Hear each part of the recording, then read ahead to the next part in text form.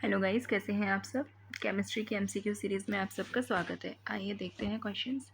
Question number 1, एक परमाणु में 9 इलेक्ट्रॉन तथा 10 न्यूट्रॉन है, उसकी द्रव्यमान संख्या क्या होगी। अगर किसी भी परमाणु में 9 इलेक्ट्रॉन और 10 न्यूट्रॉन है तो उसकी द्रव्यमान संख्या क्या होगी, 9, 10, 18 या 19। और इसका सही आंसर है option number D, 19।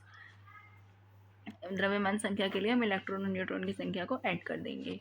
Next question 88RA226। Guys मैं साइंस बैकग्राउंड से नहीं हूँ तो मुझे ज़्यादा इनको प्रोनाउंशिएट करना नहीं आता, तो सॉरी फॉर दैट।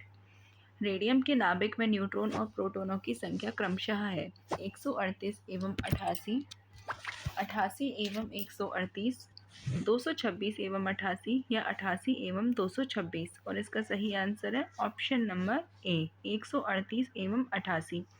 यानी कि इस रेडियम में 138 138 न्यूट्रॉन और 88 यानी कि 88 प्रोटॉन्स हैं। नेक्स्ट क्वेश्चन, जिस तत्व के परमाणु में 2 प्रोटॉन 2 न्यूट्रॉन तथा 2 इलेक्ट्रॉन हो उस तत्व का द्रव्यमान संख्या कितनी होगी। अगर किसी तत्व के परमाणु में 2 प्रोटॉन 2 न्यूट्रॉन 2 इलेक्ट्रॉन है तो उस तत्व की द्रव्यमान संख्या क्या होगी, 2, 4, 6 या 8। और इसका सही आंसर होगा option number B, 4। Next question 19 के 40 में इलेक्ट्रॉन की संख्या। इसमें हमें इलेक्ट्रॉन्स की संख्या बतानी है, कितने इलेक्ट्रॉन से, 18, 19, 20 या 10। और इसका सही आंसर होगा ऑप्शन नंबर बी यानी कि 19। ये जो 19 है के आगे ये हमारे इलेक्ट्रॉन्स की संख्या है। नेक्स्ट क्वेश्चन, यदि परमाणु की तीसरी कक्षा सबसे बाहरी कक्षा हो तो इसमें इलेक्ट्रॉनों की अधिकतम संख्या हो सकती है। अगर किसी परमाणु की तीसरी कक्षा ही सबसे बाहरी कक्षा है तो उसमें इलेक्ट्रॉनों की अधिकतम संख्या क्या हो सकती है, 8, 16, 18 या 36। And the right answer is option number C, 18।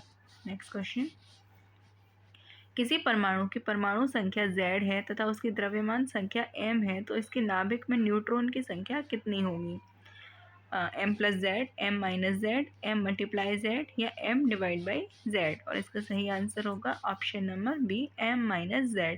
जो द्रव्यमान संख्या होती है वो किसी भी अगर वो द्रव्यमान संख्या m है किसी की और परमाणु संख्या Z है तो उसमें जो न्यूट्रॉनों की संख्या होगी वो होगी m-Z। नेक्स्ट क्वेश्चन, परमाणु संख्या 17 तथा द्रव्यमान संख्या 35 के एक क्लोरीन परमाणु के नाभिक में होते हैं। 18 प्रोटॉन, 18 न्यूट्रॉन, 35 प्रोटॉन या 35 न्यूट्रॉन। और इसका सही आंसर होगा option number B, 18 neutron. Next question, निम्नलिखित में से कौन सा इलेक्ट्रॉनिक विन्यास संभव नहीं है। तो इसमें ये 4 ऑप्शन दे रखे हैं, आप इन ऑप्शंस को स्टडी कर लीजिएगा। इसमें से हमें बताना है कि कौन सा इलेक्ट्रॉनिक विन्यास पॉसिबल नहीं हो सकता। तो सारे ऑप्शंस देख लीजिए। 1s square, 1s square, 2s square, 2p power 6, 2d power 10, 3s square. अगर मेरा प्रोनाउंसिएशन गलत हो तो so sorry for that. 1s square, 2s square, 2p power 5, 1s square, 2s square, 2p power 6, 2d power 10, 3s power 1। इसका सही answer है option number B.